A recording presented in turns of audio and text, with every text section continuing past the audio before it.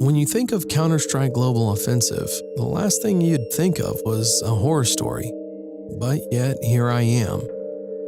It was the summer of 2014 and I was bored and home alone, so naturally I hopped on CSGO. I went to Dust Online to play some casual. It wasn't a very busy lobby, there was about 5 people on each side.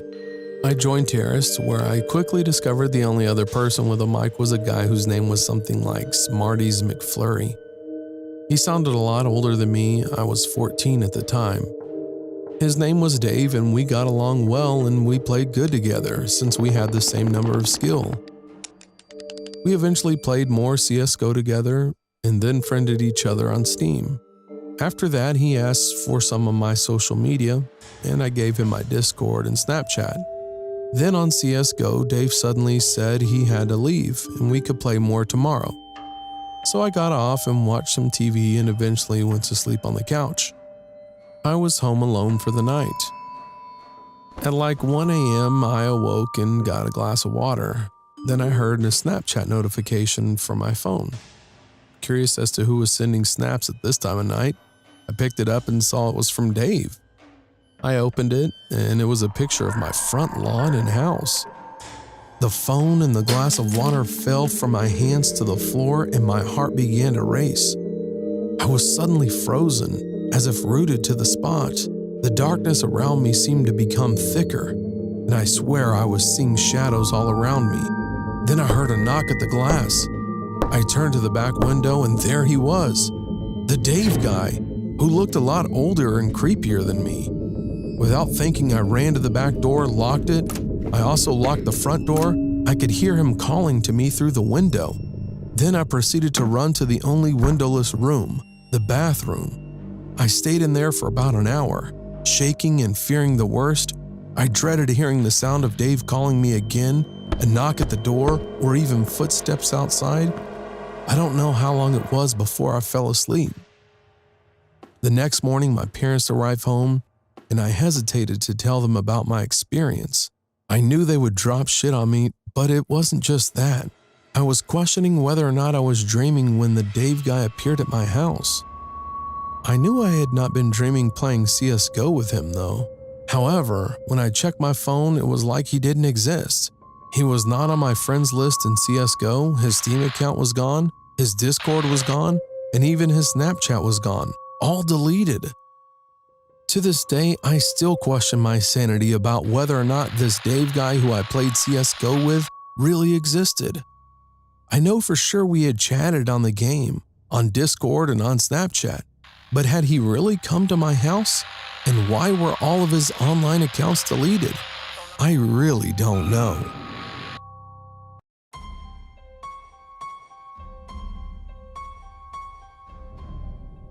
I was a big Tinder guy a few years ago. Everywhere I went, I would update my location and then update, my body count. Then I quit doing Tinder and stuck with Instagram. I know, they're completely different, and IG has a bunch of fake accounts. So I saw this girl commenting on all of my friends' pictures. Then she commented on mine. I also saw my friends replying, so I figured she was a real person because I looked on her page and she had way more followers than people she was following. So I DM'd her. I definitely thought she wasn't going to reply, but she did within an hour. We talked for maybe 2 or 3 weeks and we made it official. She was pretty, had a degree, and a good job, as she said. I felt she was out of my league and too perfect. Every day she posted new photos, and I told my friends about her and they seemed pretty jealous, except for my friend Ryan. He said I was stupid because I never spoke with her, and I only messaged her. She invited me over because she said she can cook. Ryan told me to don't go. The rest of my friends said don't have any kids, and they would laugh. So I went over there, but not without Ryan calling me a clown first. The GPS said she lived about an hour away. When I first started to talk to her, she told me that she lived in a nice neighborhood. But when I got there, There were people everywhere, and the neighborhood was not that nice. When I stopped at the stop sign at the corner, people walked up to my windows and asked me, what do I need? But I pulled off really fast and got to the house. It was a duplex, so I messaged her, and she said to come up the stairs. It was about 9 at night, and people were everywhere just standing around. I knocked on the door, and I was definitely excited. The door opened, and to my surprise, it was a bald-headed white guy with a patchy beard, tattoos everywhere, including his head, with a tank top on. I asked, was Lisa home? And he said, yeah, come in. When I walked in, I was immediately hit with a musty smell mixed with cheese. He told me to sit down, and he sat down across from me on the couch. He said she'll be out soon. He asked me did I want something to drink, and I said, yeah, sure. When I got up, I texted her, can she come out, please? She immediately said yes. The man came back in with 2 cups of juice, one for him and one for myself. Then I noticed that he put a phone down on the table next to him.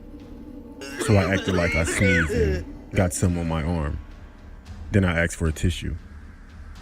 He went to get some tissue and he left his phone like I thought he would.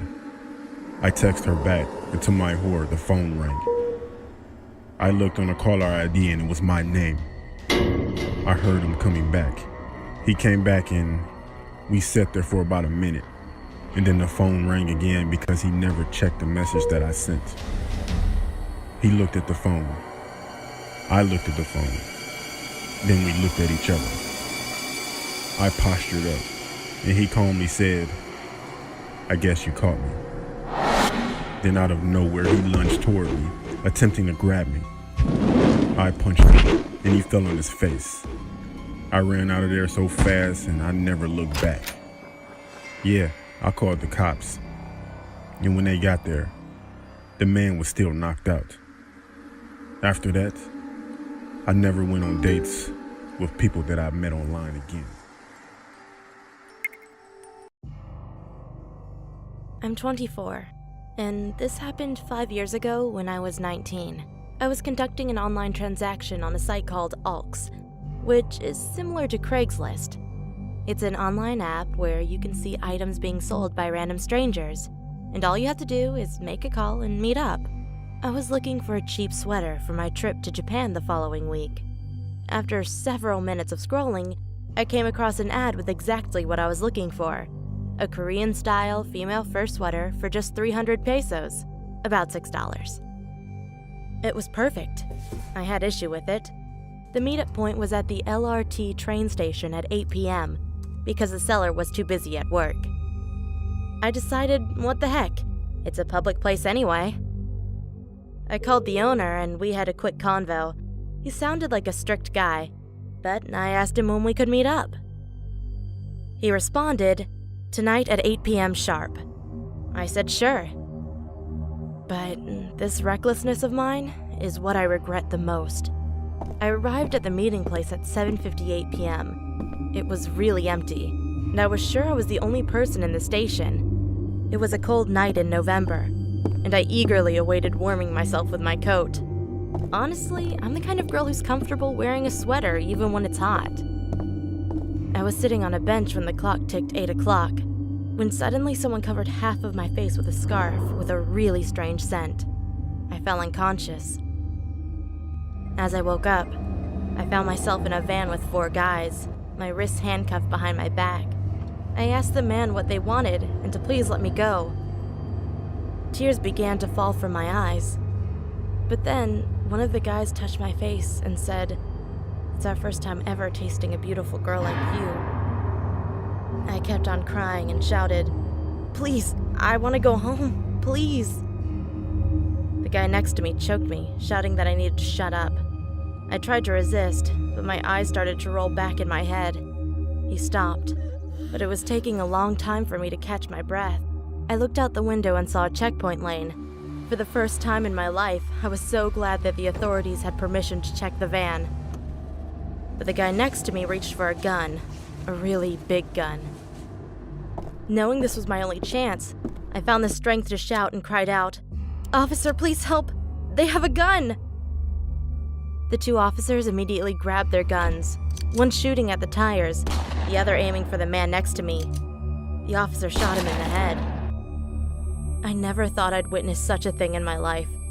One of the officers carried me out of the van, and I passed out moments later. I woke up the next day in a hospital bed. My parents were there, crying and asking me what happened. I told them the truth, that I was buying a sweater online. But I suddenly snapped. I cried and cried, saying, "Please help, please help." Since then, I've had to go to a psychiatrist to recover from mental instability and anxiety, and it should go without saying, but I never ever want to buy anything online ever again.